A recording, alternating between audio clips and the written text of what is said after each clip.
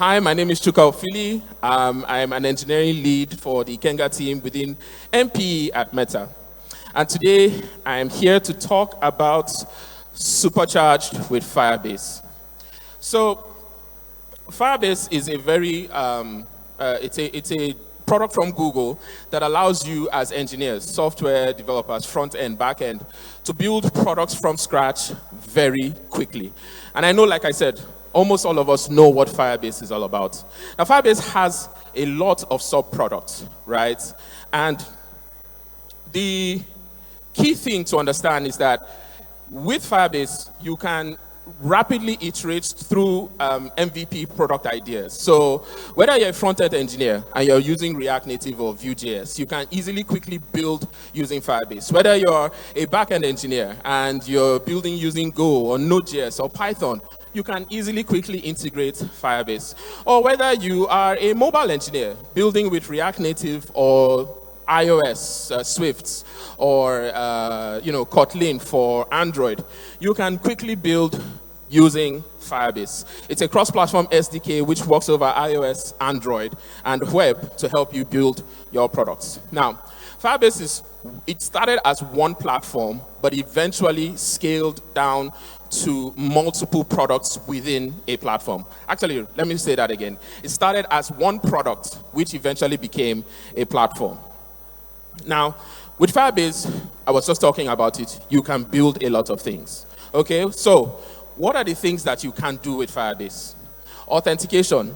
Now, everything I'm talking about, I'm talking from experience. I have used the authentication layer in Firebase to quickly integrate, sign up with Facebook, sign up with Google, and sign up with email and password. I did this thing in like 5 minutes. For those of us who've used Firebase, how many of us have used the authentication layer? Very good. Now, here are some things about the authentication layer that they would not tell you about Firebase. When you integrate with it, okay, you need to make sure that you handle situations where people have authenticated with one layer. So let's say you integrate email, you integrate Google, and you integrate Facebook, right? What usually will happen is if you sign up, if the user signs up with email first, and then they eventually add Google, or they eventually add Facebook, when they add the third part, so if they did email and then they added Google, but then eventually add Facebook, it's usually difficult to do. You have to use the manual linking process. That's the only thing I would say that I have learned from using authentication with Firebase. So doing the integration is easy, but handling the edge cases is what can be difficult. This edge case I'm talking about, how many of us have faced it? Okay, well, nobody. The truth is that your users might actually be facing it and you won't even know. So, point number one. Number two, building offline first. So as we build in Nigeria, we know that internet and data penetration is one of the most tedious things to overcome when building applications with Firebase. Now, as usual, you would build using Firestore. Firestore is an offline-first database that comes with Firebase. But Firestore in itself it's not catered to do complex joins and complex queries. So the question I ask myself is, how do I handle this in production? We all know about Firestore, right? If you've not heard of Firestore, most of you said you've heard about Firestore and Firebase. So I believe you know what Firestore is. It's the database for Firebase, right? That's what it is. But I think what I'm here to show is at least using it in production.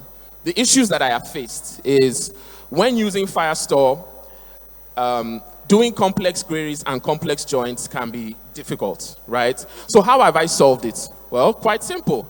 I either use Cloud Functions in the back end to join those queries, or I host Firestore with like a separate database, like maybe Postgres or MySQL.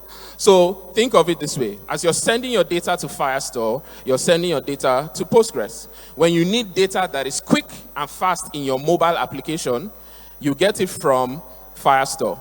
But when you need complex, joins and queries, right, you either do it in Cloud Functions by joining the data together, or you use a direct query from something like Postgres or MySQL.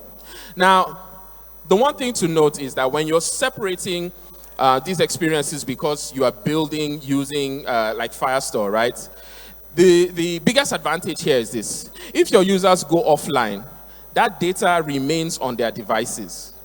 All right? That data remains on their devices. So let's say you build a feed, and a feed has, a list of items coming from the back end.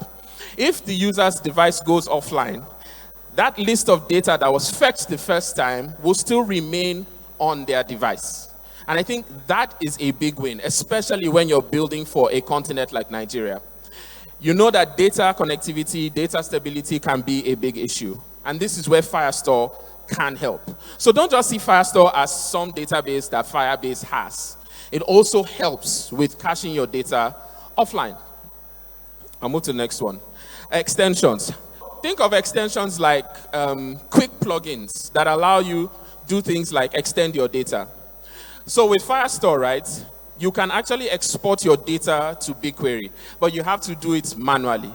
But with extensions, you can configure that in like 5 minutes. And then what will happen is every time data enters Firestore, it will get streamed directly to BigQuery. Now, extensions was just recently brought to Firebase, I think in the last, say, 6 months. I'm not sure. Remote configuration. This is also another very understated tool that is within the Firebase ecosystem. Currently in production, we use remote configuration to stop users from using an old version of the app. It's quite simple. You keep the configuration on the internet, in your Firebase store, or your Firebase remote config account. And then the client, whenever it comes on, the client could be an Android app, an iOS app, or a web app.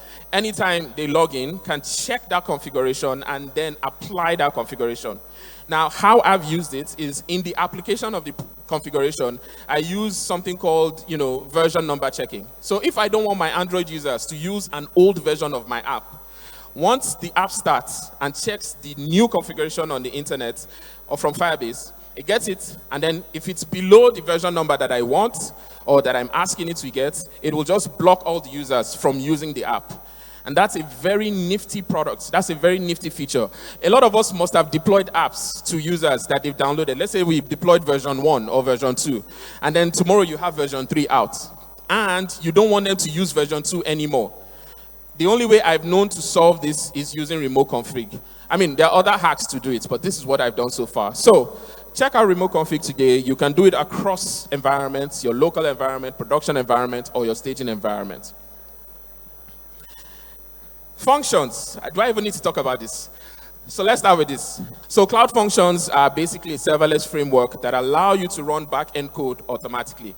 That's what I was alluding to when I was talking about using Firestore with cloud functions, right?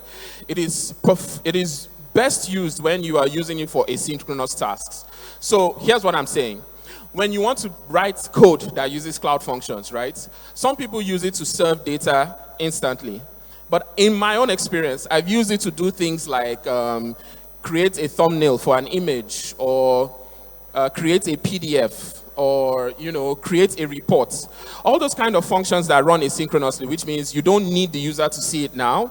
You need them to use it, and then, you need them to send the request, and then it goes, and then maybe 2 minutes later or 5 minutes later, the user sees the feedback. The user doesn't need to wait instantly for it. That is where the Firebase function shines the most. I've used this in production many times, and I'm currently using it in production, and it can scale infinitely, right? So even if you have 1 million users who need to create PDFs at that point in time, those 1 million requests will all be served by cloud functions without any downtime. Grow and engage. All right, so what are the topics under this too? I've picked out engaging with cloud messaging. So things like push notifications, things like in-app notifications. Your application these days, there are many services that you can use. You can use things like PubNub, Pusher, and the rest of them. But guess what? Firebase has its own natively built in to work with iOS and Android. All you have to do is configure it. If you've already integrated Firebase with your product, chances are that you don't have to do any extra configuration, except in your mobile clients. But for web, work straight out the box.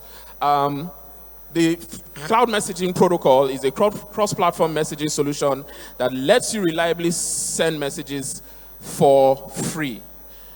Pusher will charge you, I think, maybe 2 cents per message. I don't know what the cost is. PubNub will charge you the same thing.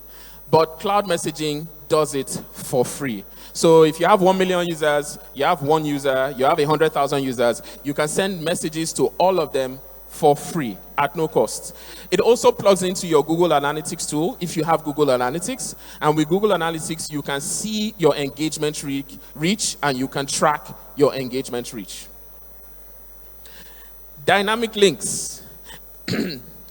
This one is a bit complicated. So, those mobile engineers in the room, any mobile engineers in the room?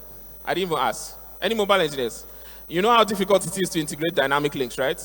So what are dynamic links? Basically, these are links that are generated from your app or from the Firebase platform that would actually redirect users to your application. So a user can generate a dynamic link from within your application, share it to another user who doesn't have your app. They click on that link, and that link redirects them back to your app if they have it, or redirects them to a store URL or a store location where they can get your app if they don't have it.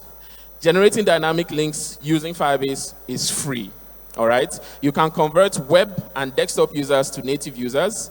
You can drive more installs using all social, email, and SMS marketing campaigns by putting those dynamic links within them. And you can increase conversion using user sharing. They're very powerful. We actually use that to grow our user count. Nurture your apps with in-app messaging. So basically, this is for in-app communication or in-app information. So like, let's say, like the previous slide I talked about, push notifications, right? That only usually will help when the user doesn't have your app running currently. So if your user has the app in the background, or your user has the app, closed or in quit mode, that's when push notifications are effective. But for in-app notifications, when your app is actually running in the foreground, the in-app notifications, just like push notifications, allows you to interact with your users. Now, they work with analytics and they provide extensive targeting metrics. All right. Monitor, I think this is the last segment. Now, resolve bugs with Crashlytics. So I think most apps, if you don't have a way to check what is wrong with your application, if you don't have a way to let your engineering team know that your application is crashing, then I'm not really sure why you are a software engineer. How will you know how to fix things? How will you know how to resolve issues? So Crashlytics is part of the Firebase suite of tools, right? It's a real-time crash reporting tool when integrated properly, and it helps you to prioritize all the issues that you have with your application so that you can resolve them quickly. It can be easily integrated to your Android and iOS apps, and you can attach alerts to it. So anytime there are new errors, you can quickly resolve them. Google Analytics. I don't know whether I need to talk about this. I think this is probably the most popular product on the planet. I think there's no product on the planet, whether it's web, whether it's mobile, whether it's mobile Android, mobile iOS, it doesn't matter. Google Analytics is probably one of the most used tools on the planet, right? It's a free keyword, free analytics tool that you can use, and it comes shipped with Firebase. Now, you can use Google Analytics on its own with Google Cloud, but if you integrate Firebase into your mobile app, it comes free with it. Performance monitoring. Yeah, this tool is also something new that Firebase just added to your suite of products. So if you have a mobile application and your requests are taking time to complete, or your API requests, or your request to Firebase SDK, or downloading assets. It could be anything. If you integrate the Performance SDK, you can quickly triage and diagnose where slow performing requests are happening so that you can quickly fix them. That's one facet of it. Another way is that you can put in new features, and then with those configuration changes, you can see how those features are performing. It's actually very powerful, and most developers don't usually know that it's there. All you have to do is add the extra SDK from the Firebase toolkit, and then you have access. You'll be seeing the monitoring statistics and analytics on your dashboard. So who's using Firebase, right? The popular companies, Twitch, Played, Glovo, eToro, New York Times, The Economics, Cart. These are some of the companies that are using Firebase today, that trust Firebase today. And thank you. I've been using Firebase all this while. All right. But I've not heard about this performance metrics. Good. I always use Google Analytics. But with explanation, though I'll do my research after now, they seem to do the same thing, as in... Which were performance monitoring and what? Performance monitoring and Google Analytics. What's the major difference? If I'm using this, what will I have? Though I've not used performance metrics, this is the first time that I'm going to do my research. So what's the major difference? What's the advantage? Gotcha. What should I be looking at when using both? Google Analytics will give you usage metrics. How are people using your apps? Performance monitoring will tell you how your app is performing. So if let's say you integrated an API, right, a HTTPS API, how many 401 requests do you see? How many 500 errors are you seeing? Well, how long is it taking for an API request to complete? So maybe an API request is taking 200 milliseconds instead of 10 milliseconds. That is telling you how an API or how your request or how your app is performing, or how quickly is your application starting, or how quickly is it transitioning from one screen to another screen. Those are performance metrics versus usage, which tells you how long someone spent on one screen versus, like how long I as a user spent on one screen, which is different from how that screen is performing. You see, those are the difference. And there might be some overlaps, but that's why both of them used in unison is very powerful. Thank you very much.